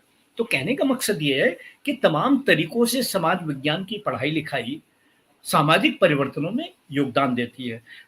थोड़ा सा साइड ट्रैकिंग करूंगा, वैसे ही मजेदार इवेंट बता रहा हूँ, इसमें मैं कोई कमेंट नहीं कर रहा हूँ, इवेंट बता रहा हूँ। कल एक रिपोर्ट आई, कल एक अखबार में बीबीसी की न्यूज़ थी, अंग्रेजी बीबीसी की न्यूज़ थी। उस न्यूज़ के कॉन्टेक्स्ट में बता रहा हूँ कि एक सोलोगेमी का केस आया गुजरात में। सोलोगेमी से सोलोजिनी कह लीजिए, सोलोगेमी कह लीजिए, मुझे पता नहीं, कह रहे हैं सोलोगेमी। सोलोगेमी का मतलब है कि व्यक्ति अपने ही से शादी कर रहा है। वैसे ही मैं मजेदार उसके लिए बता रहा हूं कि वो जो लड़की 24 साल की जो सोलोगेमी कर रही है, कल की उसने अपने से अपनी शादी, जो समाज के तमाम चीजों से परेशान होकर या सोच समझ कर की उसने अपने से, वो बेहतर तरीके से अपनी देखभाल कर सकती है। वो एक सोशियोलॉजी ग्रेजुएट है और उसने अपने इंटरव्यू में कहा कि वो सोशियोलॉजी से के पढ़ने लिखने से एनलाइटन हुई है। अब ये एनलाइटनमेंट है या नहीं मुझे मालूम नहीं, लेकिन just for the lighter vein I am just pointing it out.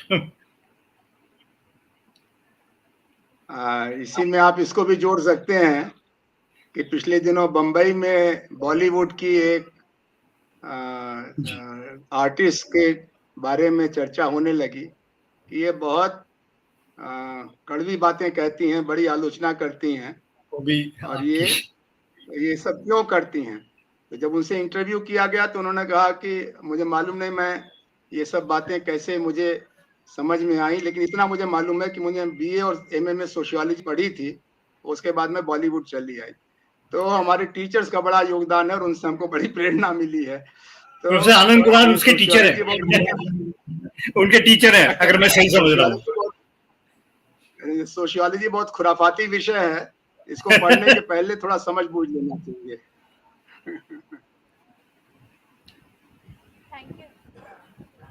Thank you so much sir. Sir एक और इसी कॉन्टेक्स्ट में एक बहुत ही रेलेवेंट क्वेश्चन रेज हुआ है, जिसमें सोशियोलॉजी, सोशल साइंसेज जैसे डिसिप्लिन्स की टीचिंग के अलावा आज क्या एवेन्यूज़ हैं, और स्पेशली इंडस्ट्रियल सेक्टर में, क्योंकि अब एमएनसीज और कॉरपोरेट सेक्टर्स जो हैं लोग जा रहे हैं उस तरफ, तो ऐसे सेक्टर्स में अब इमर्जिंग क्या जॉब एवेन्यूज़ हैं सोशियोलॉजिस्ट और सोशल साइंटिस्ट्स के लिए? ये क्वेश्चन आया है सर। जैसा मैंने आपसे पहले कहा कि समाजशास्त्र की शिक्षा देने के अलावा, यानी शिक्षक की नौकरियों के अलावा प्रशासनिक प्रबंधन में नौकरियों को प्राथमिकता है। सिविल सर्विसेज में एनजीओ सेक्टर जो अंतर्राष्ट्रीय होता चला जा रहा है, उसमें समाजशास्त्रियों को पॉलिसी रिसर्च का बताया राजेश जी ने, वहां से लेकर के मार्केट रिसर्च तक, और डेमोग्राफी यानी गांव से नगर जाना, देश से विदेश जाना, माइग्रेशन जिसको आप कहेंगे, वहां से लेकर के एजिंग, जेरंटोक्रेसी, इन सब चीजों को समझने के लिए समाजशास्त्रियों को वॉलंटरी सेक्टर में, रिसर्च इंस्टीट्यूट्स में और गवर्नमेंट की टास्क फोर्स में लिया जाता है। जैसे प्लानिंग कमीशन हैं राज्यों की, वैसे ही राष्ट्रीय नीति आयोग वगैरह। और तीसरा जो मैंने कहा कि मीडिया के अंदर अब अलग अलग प्रकोष्ठ बन गए हैं, और उन प्रकोष्ठों में, उन सेल्स में सोशियोलॉजी के जानकार की अंग्रेजी के जानकार से, हिंदी के जानकार से ज्यादा मांग है। तो मीडिया में, रिसर्च सेंटर्स में, और ये सब इंटरनेशनल फ्रेम में अब हो रहा है, अब ये नेशनल नहीं रह गया। तो आप हैं तो भारतीय, लेकिन बीबीसी आपको नौकरी देता है, या सीएनएन नौकरी देता है, या अल जजीरा नौकरी देता है, या ऐसे तमाम। और संयुक्त राष्ट्र संघ के अधिकांश कामों में, विकास अध्ययन से जुड़ी प्रक्रियाओं में समाजशास्त्रियों की बड़ी भारी मांग रहती है। तो अगर मैं कहूं कि अच्छे विद्यार्थियों की अगर हमारी सूची बने, या प्रोफेसर राजेश मिश्रा जी की सूची बने, तो उसमें कम से कम 1/4 विद्यार्थी इस समय अंतर्राष्ट्रीय संस्थानों, संगठनों में काम कर रहे हैं। और ये एक औसत परिस्थिति है, इसमें कोई जरूरी नहीं कि आप दिल्ली या लखनऊ के पढ़े हों। पूरे अफ्रीकी महाद्वीप के अध्यापन का काम समाजशास्त्र का अंग्रेजी माध्यम के देशों में भारत के पढ़े हुए समाजशास्त्री कर रहे हैं, और उनकी बहुत मांग है, उनकी बहुत, और यही सेंट्रल एशिया में भी है। तो जैसा मैंने कहा कि संयुक्त राष्ट्र संघ से लेकर के अंग्रेजी माध्यम की शिक्षा वाले, वेस्ट इंडीज से लेकर के और मंगोलिया तक के विश्वविद्यालयों, कॉलेजों में आपके लिए अवसर रहेंगे। बिल्कुल सही कहा। इसमें थोड़ा सा अगर आप परमिशन दे तो ऐड कर दूं मैं। सर एक चीज इसी में ऐड कर दीजिएगा अगर आप परमिशन जी दें, तो मैं एक क्वेश्चन है इसी में आता जी। हुआ कि क्या समाज शास्त्र की पॉपुलैरिटी कम हो रही है और उसकी जगह पे क्या सोशल वर्क ज्यादा पॉपुलर हो रहा है एनजीओज या ऐसे एडमिनिस्ट्रेटिव पोस्ट्स में? अब मैं चूंकि अब प्रोफेशन में थोड़ा दिन हो गए मुझे रहे हुए, तो 7 साल हो गए रिटायर हुए, 7-8 साल। तो मैं अभी की पोजीशन नहीं जानता हूँ, लेकिन जब मैं अजमेर में पहली बार एक कॉलेज में पढ़ाने गया, वहाँ अपॉइंट हुआ, तो मैं भी उसी उम्र का था, तो मेरे एमए पढ़ने वाले 2 जो थे वो मेरे मित्र जैसे हो गए। तो मैं वहां पर जब भी कुछ बात करता तो मैं उस अंग्रेजी में प्रोनाउंस करता था सोशियोलॉजी। तो लेकिन वहां सभी लोग प्रोनाउंस जो करते थे अजमेर में, वो सुशीला जी करते थे, सभी लोग। तो मेरे को समझ में नहीं आया सुशीला जी क्यों प्रोनाउंस करते हैं, लेकिन मैंने 1-2 बार समझाने की कोशिश की। वो जो 2 लड़के थे वो अंग्रेजी पढ़े हुए अंग्रेजी स्कूल के लड़के थे, और वो मेरे मित्र बन गए, वो भी सुशीला जी कहते थे। तो मैंने उन्हें समझाने की कोशिश की, भाई आप क्यों सुशीला जी कह रहे हैं, आप तो कम से कम सोशियोलॉजी बोलो, सोशियोलॉजी बोलो, कुछ और बोलो, लेकिन ये सुशीला जी क्या है। तो उन्होंने मुझे समझाया, जो समझाया वो मैं पॉपुलैरिटी के कॉन्टेक्स्ट में बता रहा हूँ। उन्होंने कहा आप देखते होंगे इतने स्टूडेंट सोशियोलॉजी के यहाँ पढ़ाते हैं बीए में। मैंने कहा पढ़ाते हैं। तो वो दयानंद कॉलेज था, अब तो वहाँ यूनिवर्सिटी बन गई। तो उन्होंने बताया कि ये असल में सुशीला जी हम जानबूझ के कहते हैं। मैंने कहा कारण? तो कहा कि सुशीला एक निक नेम है एक लड़की का, और सोशियोलॉजी वो एक सरल सी लड़की है जो सुशीला नाम की है, और इसलिए उसके आगे जी लगा देते हैं। वो जिस तरीके से सुशीला हमें आसानी से हमारी बात मान लेती है, पढ़ जाती है हमसे, वैसी सोशियोलॉजी भी आसानी से बात मान लेती है, पढ़ जाती है, और एग्जाम क्वालिफाई कर लेते हैं। ये उन्होंने तर्क समझाया। ये तर्क मेरे जिंदगी में चलता रहा। सोशियोलॉजी की पॉपुलैरिटी इतनी रही जहां जहां मैं रहा, लखनऊ में भी, कि अभी तक भी आखिरी दिनों तक पॉपुलैरिटी सोशियोलॉजी की ऐसी थी। अब मैं बताऊं आपको रीसेंट बात। अब तो मैं जाता नहीं, लेकिन पहले मैंने बहुत सारे कॉलेजेस में इंस्पेक्शन के लिए मुझे एक एक्सपर्ट कमेटी का मेंबर बना दिया, तो मैं जाता था। तो उन इंस्पेक्शन में मैंने देखा कि सबसे ज्यादा कॉलेजेस में ऑफर करने वाला अगर कोई सब्जेक्ट था तो सोशियोलॉजी था। तो मैं ये आपके आंसर देना चाहता हूं कि सोशियोलॉजी स्टूडेंट्स में पॉपुलर है। पॉपुलर होने का कारण क्या है वो मैं ज्यादा उस पर कमेंट नहीं करता। हालांकि मेरे टीचर ने हमेशा मुझसे कहा कि सोशियोलॉजी जानने के लिए सारी सोशल साइंस का एक थोड़ी बैकग्राउंड होनी चाहिए, नहीं तो सोशियोलॉजी प्रॉपर्ली आप जान नहीं सकते। जिनके आज भी मैं रिस्पेक्ट करता हूँ, एक टीचर थे मेरे, बीडी सोनी नाम था उनका। खैर, तो मैं एक बात तो ये कहना चाह रहा था। दूसरी बात इसमें जो ऐड करना चाह रहा था वो ये था कि जब मैं सोशियोलॉजी पढ़ने एक इंस्टीट्यूट में गया पहला एमए करने, तो वहाँ एमए और भी लोग जो सोशियोलॉजी में कर रहे थे, भाई राजीव गुप्ता वहीं से एमए है। तो राजीव जी को याद होगा कि एक इंडस्ट्रियल सोशियोलॉजी हमारे यहाँ स्पेशलाइजेशन होता था, बहुत स्टूडेंट्स उसको प्रेफर करते थे। प्रेफर करने का, और यहाँ भी था, हमारे लखनऊ यूनिवर्सिटी में भी था, प्रेफर करने का एक कारण था कि इंडस्ट्रियल सोशियोलॉजी में एक जॉब हर इंडस्ट्री में कंपलसरी हुआ करता था, जिसको industrial welfare, labour welfare officer कुछ कहा करते थे, और वो जॉब ज्यादातर इंडस्ट्रियल सोशियोलॉजी पढ़ने वालों को दिया जाता था। ये भाई मेरे भी बहुत सारे दोस्त हैं जो उसमें हैं, जो मेरे साथ पढ़े हुए हैं, जो इस किस्म के लेबर वेलफेयर ऑफिसर या कुछ बने। ऐसे जॉब पहले सरकार में भी हुआ करते थे। तो इंडस्ट्री में इस किस्म का एक जॉब सोशियोलॉजी के लिए फील्ड तय था। लेकिन आजकल मैं भली भांति जानता हूं जो ह्यूमन रिसोर्स मैनेजमेंट देखते हैं, अगर वो सोशियोलॉजी के पढ़े हुए भी नहीं है तो उनको सोशियोलॉजी के लिए कुछ रिफ्रेशर कोर्सेज करने पड़ते हैं, और वो करके ही वो ह्यूमन रिसोर्स बेहतर कर पाते हैं। कभी कभी ह्यूमन रिसोर्स करने वाले बहुत खराब भी होते हैं, मुझे मालूम है इंडस्ट्री में जो लोग काम करते हैं। तो मैं अक्सर ये, कभी किसी ने मुझसे जिक्र किया तो मैंने कहा जरा उनकी एजुकेशन पूछना, क्या वो कोई सोशल साइंस पढ़े हैं, खाली मैनेजमेंट पढ़े हैं? तो ज्यादातर ये निकलता है कि मैनेजमेंट पढ़े हुए, सोशल साइंस पढ़े हुए नहीं है। तो ह्यूमन रिसोर्स एक ऐसा फील्ड है जिसको देखने के लिए एक सोशियोलॉजी एक बड़ा एडिशन प्रोवाइड करती है। और मुझे लगता है कि कुछ लोग भली भांति इस बात को समझते हैं। जैसा आनंद कुमार जी ने कहा, मैं उस बात को सेकंड करना चाहता हूं कि मार्केट रिसर्च में, और एक आजकल और मार्केट रिसर्च चली है जो बहुत पॉपुलर हो रही है भारत में भी खासतौर से, और जहां डेमोक्रेसीज या सूडो डेमोक्रेसीज हैं, मैं जानबूझ के शब्द छोड़ रहा हूं, इस पर ज्यादा डिस्कस नहीं करूंगा, जहां नकली डेमोक्रेसीज हैं और जो नकली डेमोक्रेसी की तरफ बढ़ रही हैं, एक तानाशाह को चुन लेते हैं लोग बाग। ये जो इन इन जगह आजकल एक, जिसको पहले गैलप पोल कहा करते थे, आजकल ये एक रिसर्च का बड़ा, सर्वे का बड़ा बड़ा बड़ा फील्ड खुला है, जहां पर पॉलिटिकल पार्टीज, लीडर्स, सरकारें इस किस्म के सर्वे करवाने में इंटरेस्ट लेती हैं। और मैं ऐसे सर्वे एजेंसीज को जानता हूं जो बड़े बड़े नाम बन गई हैं, और उनमें सोशल सर्वे कराने के लिए हर किस्म के काम हैं, जो छोटे काम भी हैं और बड़े काम भी हैं। उसके लिए सोशल साइंस का, पर्टिकुलरली सोशियोलॉजी की जानकारी ज्यादा होना जरूरी है।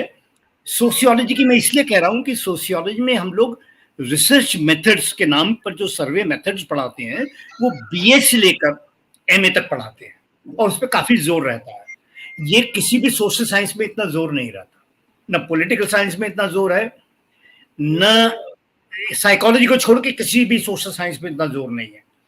तो ये हमारा जो एक कोर्स में एक एडिशन है, जो बीए के लेवल पर आप भी पढ़ाएंगे अपनी यूनिवर्सिटी में, मेथोडोलॉजी के नाम से, रिसर्च मेथड के नाम से। तो वो ट्रेनिंग जो है, वो ट्रेनिंग हमें इस नई जो फील्ड, नई इंडस्ट्री पैदा हो रही है, गैलप पोल की जैसी इंडस्ट्री, जो पोल सर्वेज कराते हैं, उनमें काफी बड़ा स्कोप खुला है ऐसे सोशल स्टैटिस्टिशियंस का, ऐसे सोशल सर्वे मेथड जानने वालों का, सोशियोलॉजी जानने वाले लोगों का। ये मुझे इसमें ऐड करना। ये जो सवाल था, जैसे अभी प्रोफेसर राजेश मिश्रा ने आपको समझाया, उसमें एक हिस्सा था कि क्या सोशल वर्क स्टडीज सोशियोलॉजी की तुलना में ज्यादा आकर्षक है। अच्छा, ये तो ये सही बात है कि सोशल वर्क प्रोग्राम का जो दावा है वो यही है कि हम ऐसी ट्रेनिंग देते हैं जो नगरीय समाज और औद्योगिक समाज में आपको रोजगार के लिए सक्षम बनाए, और उसमें भिखारियों से लेकर के पारिवारिक और मजदूर आंदोलन से लेकर के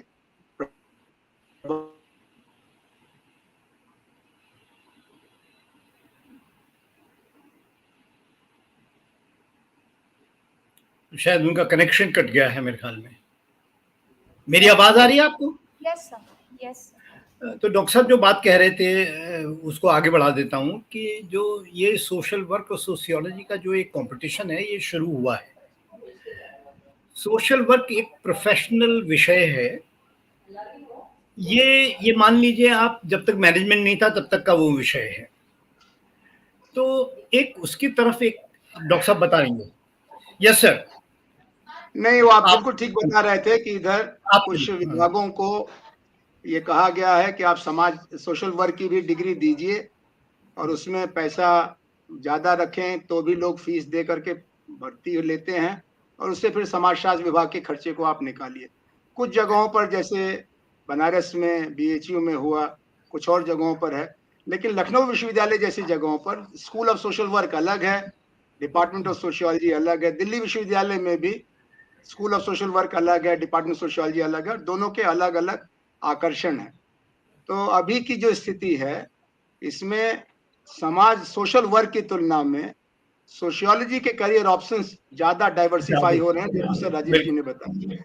बिल्कुल। दूसरी तरफ सोशल वर्क के कुछ स्टैंडर्ड चैनल्स हैं और उनमें एंट्री का एक सिस्टम है, और कुछ विद्यालय हैं, दिल्ली स्कूल है, Tata institute of social science है, इस तरह के काशी विद्यापीठ है, लखनऊ यूनिवर्सिटी है, उनकी डिग्री की अपनी एक प्रामाणिकता भी है और उससे नौकरियों की आसानी भी रहती है। लेकिन अब एक बड़ा क्षेत्र बना है जो कि इंस्टीट्यूट ऑफ रूरल मैनेजमेंट, ये जो रूरल मैनेजमेंट नाम की चीज है, यानी कृषि का जब से व्यवसायीकरण हुआ है और खेती आधारित उद्योगों का विस्तार हुआ है, दूध से लेके फलों तक का, उसमें ग्रामीण प्रबंधन में समाजशास्त्र के विद्यार्थियों का, अभी जो हमारे मित्र हैं प्रोफेसर कामेश्वर चौधरी जी, वो बहुत दिनों तक डायरेक्टर थे इरमा के इंस्टीट्यूट ऑफ रूरल मैनेजमेंट, और वो सोशियोलॉजी के बड़े आचार्य हैं। तो ये एक ऐसा क्षेत्र है जिसमें पुरानी समझ तो थी ही सोशल वर्क के बारे में, इससे आपको औद्योगिक नगरी जीवन में नौकरियां मिलेंगी, लेकिन अब जो परिस्थितियां हैं वो काफी ओवरलैपिंग हो गई हैं, और कुछ जगहों पर समाजशास्त्र की गाड़ी को समाज कार्य सोशल वर्क की पढ़ाई करने वालों की कमाई से खींचा जा रहा है, और कई जगहों पर सोशल वर्क के विद्यार्थियों को सोशलॉजिकल थियरीज के बारे में ज्यादा ध्यान देने की जरूरत महसूस की जा रही है। तो एक दूसरे के साथ संबंध बढ़ा है, निर्भरता बढ़ी है। सर इसी संदर्भ में अगला क्वेश्चन है, जो हमेशा से एक प्रचलित डिबेट रही है, साइंस वर्सेस सोशल साइंसेस। हालांकि हमने देखा है कंटेम्प्रेरी सोसाइटी में, मॉडर्न सोसाइटी में, कि किस तरीके से जो सोशल साइंसेज हैं, ह्यूमैनिटीज के कोर्सेज हैं, उनकी पॉपुलैरिटी जो है इंडिया में कहें तो मेट्रो सिटीज में या अब्रॉड में तो बहुत बढ़ी है, बट अभी भी स्पेशली इंडिया में ये एक कंजर्वेटिव माइंडसेट है कि जो सोशल साइंसेज एंड आर्ट्स के डिसिप्लिन्स हैं, मतलब parents are not very keen, और उसके साथ ये एसोसिएटेड है आज भी सर, पढ़ने में अच्छा नहीं होगा तो आर्ट्स दिला दिया। और बहुत सारे ऐसे बच्चे हैं जो शायद उनका करियर, उनका इंटरेस्ट या एप्टीट्यूड जो वो डेवलप करते हैं सोशल साइंसेस की ओर, वो हमारे जो सोशल स्ट्रक्चर है, उस सोशल स्ट्रक्चर के वजह से वो उस डायरेक्शन में ग्रूमिंग उनकी नहीं हो पाती, और बिना इच्छा के भी वो साइंसेस की ओर उनको मोल्ड किया जाता है।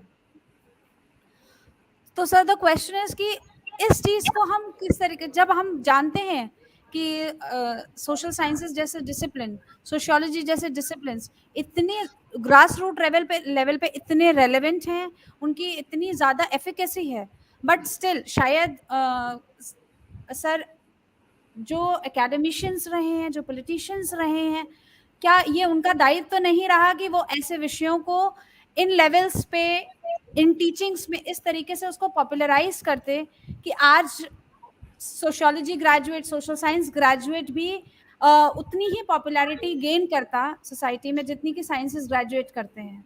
साइंस ग्रेजुएट नाम सुनते ही लोग कहते हैं अरे पढ़ने में बहुत अच्छा रहा होगा, और जैसे ही कोई आर्ट्स का ग्रेजुएट आता है तो हमारे साथ एक टैगिंग लगी होती है, चाहे सर हम कुछ भी हों, अगर हम गोल्ड मेडलिस्ट भी होते हैं तो टैग ये मिलता है, अरे आर्ट्स था तो मिल गया।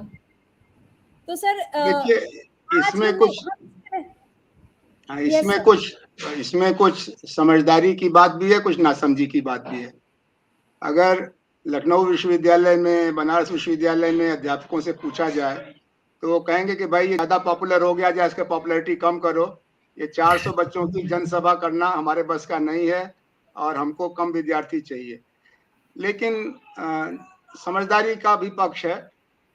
मैं दुर्भाग्य से दोनों पक्ष को जी चुका हूँ। मैं साइंस ग्रेजुएट था और बनारस यूनिवर्सिटी से था, फिर मैं सोशियोलॉजी में भाग करके आया कि मुझे बचाओ इस विज्ञान के दबाव से, क्योंकि मुझे तो कुछ समझ ही में नहीं आ रहा है कि क्या हो रहा है दुनिया में। हमारी पीढ़ी के लोगों में बहुत सारे लोगों ने इसको देखा था।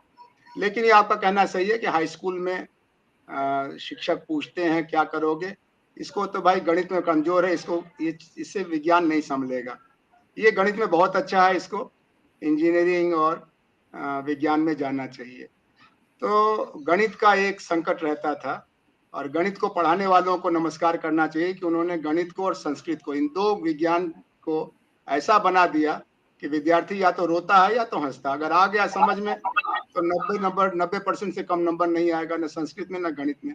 और नहीं समझ में आया तो आप रात भर जगिए, दिन भर रोइए, लेकिन 30% से ऊपर नंबर नहीं आएगा, क्योंकि आप सवाल का कारण। तो इसकी जो शिक्षा रही है वो रहस्यमय रही है, उसको अब थोड़ा पॉपुलर करने की कोशिश हो रही है और सुधारने की कोशिश हो रही है। तो एक तो गणित का संकट था कि अगर गणित नहीं आती है तो इतिहास, राजनीति शास्त्र, समाज शास्त्र में तुमको शरण मिल जाएगी। वो भी नहीं समझ में आया तो हिंदी अंग्रेजी में जा करके लिटरेचर में एमए कर लेना। तो ये एक पूर्वाग्रह भी था, कुछ सीमित अवसर था।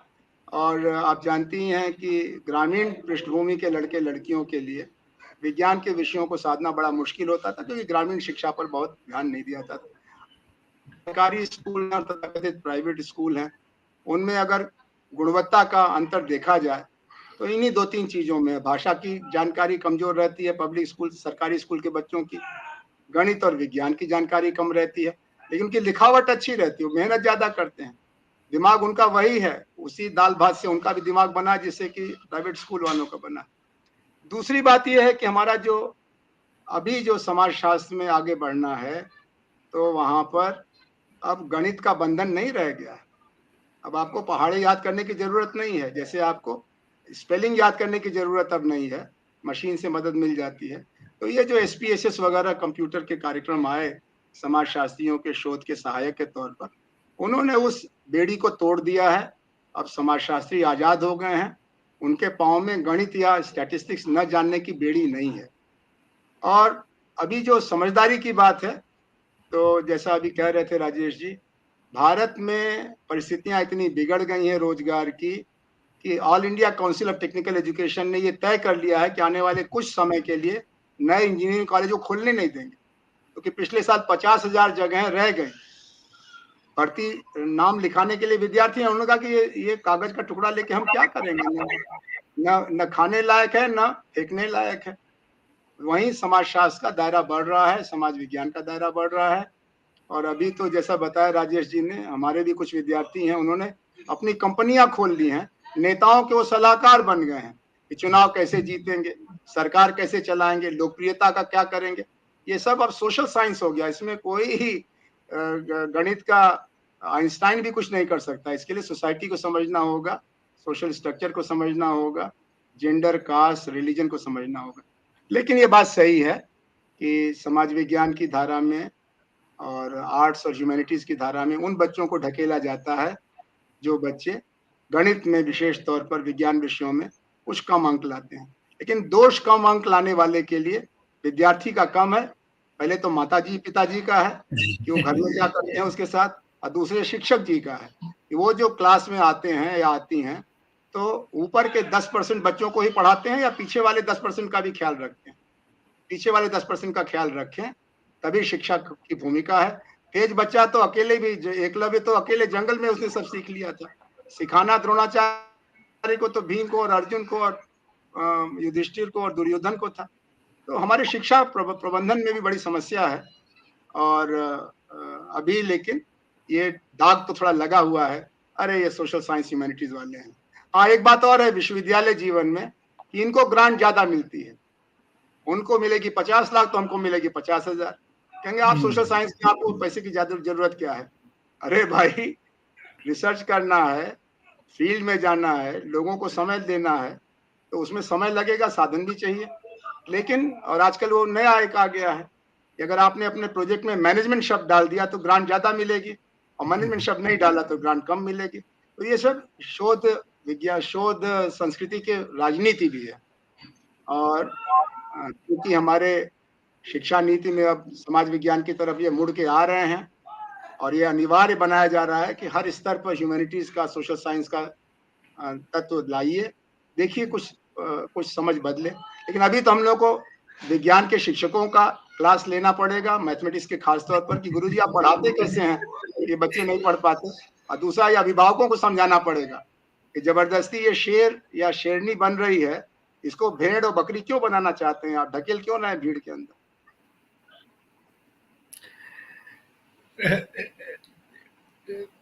अगर परमिशन हो तो थोड़ा सा इसमें एक ऐड कर दूं, चीज ऐड क्या कर दूं, वो रिपीट कर दूं। प्रोफेसर आनंद जी की जो बायोग्राफी है वो मेरी बायोग्राफी में काफी सिमिलरिटी लग रही है मुझे। मुझे बस इतना कहूंगा कि मैं जब इंटरमीडिएट कर लिया, मैंने उन दिनों इंटरमीडिएट कहते थे जब हम लोग डॉक्टर साहब थे, तो जब मैंने इंटरमीडिएट कर लिया यानी कि +2 कर लिया, तो मुझे लगा कि मुझे आर्ट्स फैकल्टी में जाना चाहिए, मुझे सोशल साइंस पढ़नी चाहिए। मेरे को अपना ये हुआ, जो भी मेरी बैकग्राउंड थी उसके कारण। उन दिनों एक मूवमेंट आपको याद हो, हिंदी के लिए मूवमेंट चलता था, अंग्रेजी विरोध का, तो उसमें शिरकत की थी मैंने अपने स्टूडेंट डेज में, जो इंटरमीडिएट के डेज में थे। तो मुझे लगा कि भाई वो ये फील्ड ज्यादा बेटर है आर्ट्स फैकल्टी का। खैर, तो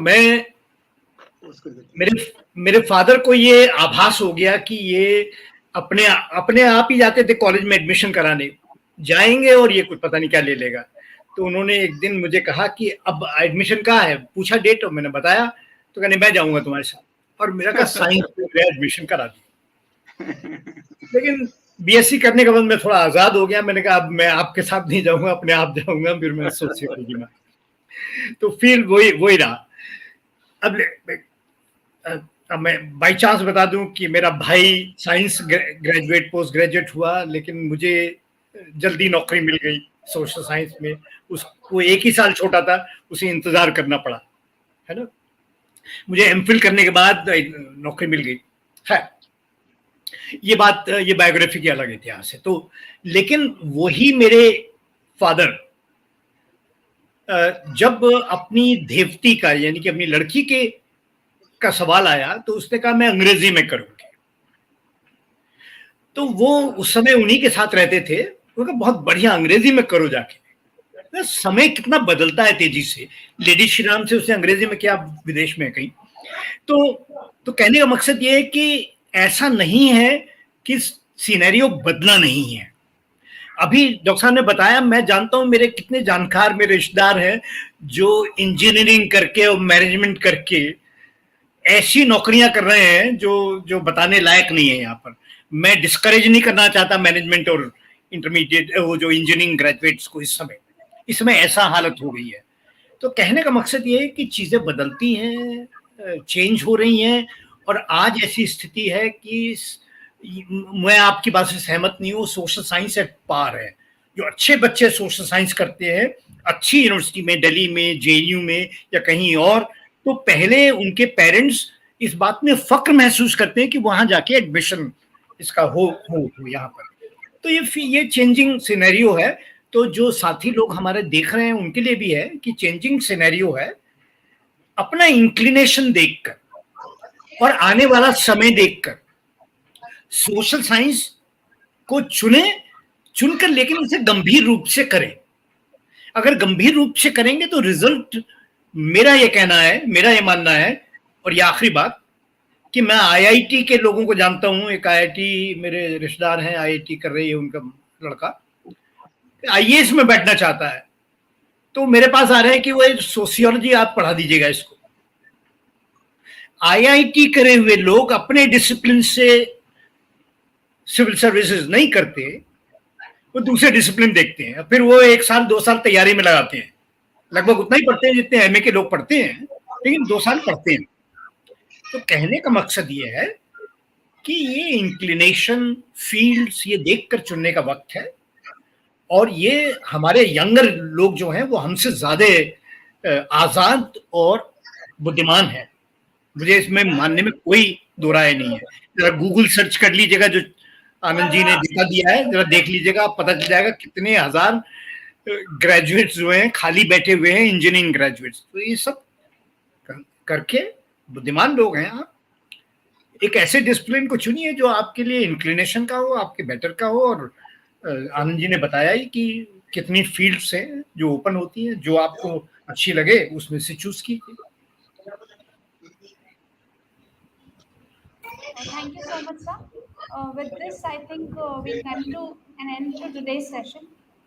तो आई थिंक ये ऐसा डिबेट है जो शायद कभी स्टॉप नहीं किया जा सकता यार एक मिनट, एंड मत करो अभी, मुझे एक बात कहने दो। जी सर, जी सर। तुमने ऐसा मौका दिया कि आनंद जी के साथ ये एक मौका मिला एक प्लेटफॉर्म शेयर करने का। मैं बहुत शुक्रगुजार हूँ तुम्हारा कि तुमने ऐसा। Thank you so much. Thank you very much. आप आगे। बहुत धन्यवाद राजेश भाई, बहुत धन्यवाद आपको। सर ये एक ऐसा डिबेट है शायद जो कभी खत्म नहीं किया जा सकता, और मेरे ख्याल से हर कुछ दिनों पे ऐसे डिबेट्स की जरूरत है। तभी शायद हो सकता है हमारे पेरेंट्स थोड़ा एजुकेट होंगे। ये टाइम बच्चों से ज्यादा शायद ये ऑनलाइन सेशंस पेरेंट्स के लिए होने चाहिए, क्योंकि अभी जो as a teacher, as a faculty member, जो मैं बिलीव करती हूँ दैट बच्चों से ज्यादा हमें पेरेंट्स को मोल्ड करने की जरूरत है। कितनी बार आते हैं पेरेंट्स, बच्चा रोते हुए आ रहा है कि मैम पापा सोशियोलॉजी नहीं लेने दे रहे हैं, पॉलिटिकल साइंस नहीं लेने दे रहे हैं, कह रहे हैं मैथ्स लो। और सोशियोलॉजी या सोशल साइंसेस से सब्जेक्ट्स में वो अच्छा करता है बच्चा, बट क्योंकि पेरेंट्स से परमिशन नहीं मिलती है। तो ऐसे भी तो हम मुझे सर पर्सनली ये लगता है कि हम एक ऐसा सेशंस पेरेंट्स के लिए कराएंगे इसमें हम फिर जी आप लोगों को इनवाइट करेंगे शुक्रिया और उसमें आप प्लीज पेरेंट्स की काउंसलिंग कीजिए कि वो जी कैसे सोशल साइंसेज ह्यूमैनिटीज जैसे सब्जेक्ट्स लेके अपने बच्चे को एक बेटर करियर दे सकते हैं जरूर with जरूर this with this I would like to thank Professor Anand Kumar and Professor Rajesh Misra. Thank you so much, sir. On behalf of Faculty of Humanities and Social Sciences, Shri Ramswaroop Memorial University, it has indeed been an honor to welcome you all, to hear you speak on such a relevant issue and put forth such an enlightening views of yours.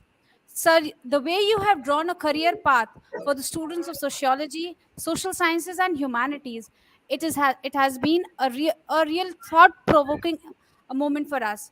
Thank you so much, sir. The team is really indebted to you, and sir एक चीज कहना चाहूंगी कि एक phone call पे आपने जिस तरीके से हामी भर दी कि आप आएंगे और आप हमारे बच्चों को संबोधित करेंगे it has been an indeed an honour and a privilege thank you so अरे मच सर भाई, थैंक यू आपने राजेश जी का नाम लिया, अब उसके बाद फिर क्या गुंजाइश थी कि ना कह सकता मैं। बहुत अच्छा लगा, थैंक बहुत यू वेरी मच धन्यवाद, सर थैंक यू बहुत सर धन्यवाद। Thank you so much sir thank you so much thank you good sir luck, good luck. Thank you bye thank you so okay much sir bye